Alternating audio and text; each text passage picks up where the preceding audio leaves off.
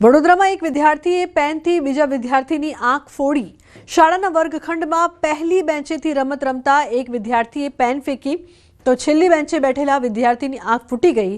હસવામાંથી ખસવાની ઘટના બની છે. વડોદરાના કોટાની જીઈબી સ્કૂલમાં જ્યાં ધોરણ 9ના ક્લાસમાં એક વિદ્યાર્થીએ મસ્તીમાં પહેલી બેન્ચથી છેલ્લી બેન્ચ પર બેઠેલા વિદ્યાર્થી પર પેન ફેંકી હતી. ત્યારે જ વિદ્યાર્થી ઊભો થતાં જ સીધી પેન તેની આંખમાં વાગી જતા આંખમાં ઈજા પહોંચી છે. ક્લાસરૂમમાં સન્નાટો વ્યાપી ગયો છે. શાળાના શિક્ષકોને જાણ થતાં બાળકને હોસ્પિટલ ખસેડાયો છે. આ અંગે ઇજાગ્રસ્ત વિદ્યાર્થીના પિતાએ આક્ષેપ કર્યો છે કે શાળાના શિક્ષકે ધ્યાન ન આપતા આ ઘટના બની છે. વિદ્યાર્થીઓ મસ્તી કરવા છતાં શિક્ષિકા બેસી રહ્યા.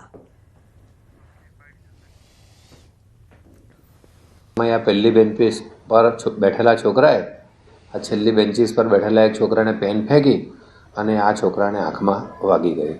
એટલે તરત જ અમે એમના પેરેન્ટ્સને ફોન કર્યો. પેરેન્ટ્સ આવ્યા અને એમને દવાખાને દાખલ કર્યો. ઝઘડો બગડો નહીં, છોકરા મસ્તીની અંદર કરતા હતા. તો એમને કહેવાની છે ફરજ ટીચરને કે આ શું કામ કરો છો, કોઈકને વાગી જશે. તો છતાં કંઈ બેદરકારી લીધી. ફૂટેજની અંદર બધું બતાવે છે. ત્યાં હું જોઈને આવ્યો છું ને મારા છોકરાનો કંઈ વાંક નથી. જે છોકરાઓ હતો છેલ્લી બેન્ચીસ ને પહેલી બેન્ચીસ પર, તો એની અંદર ક્લાસ ટીચરને ખબર તો પડી જાય ને કે આ શું કરે છે.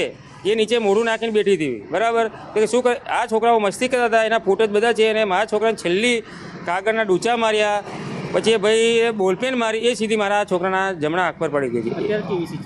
સિચ્યુએશન સારી છે, છોકરો બોલે છે બધું છે, પણ હવે આંખની કંઈ એ છે નહીં અમારે.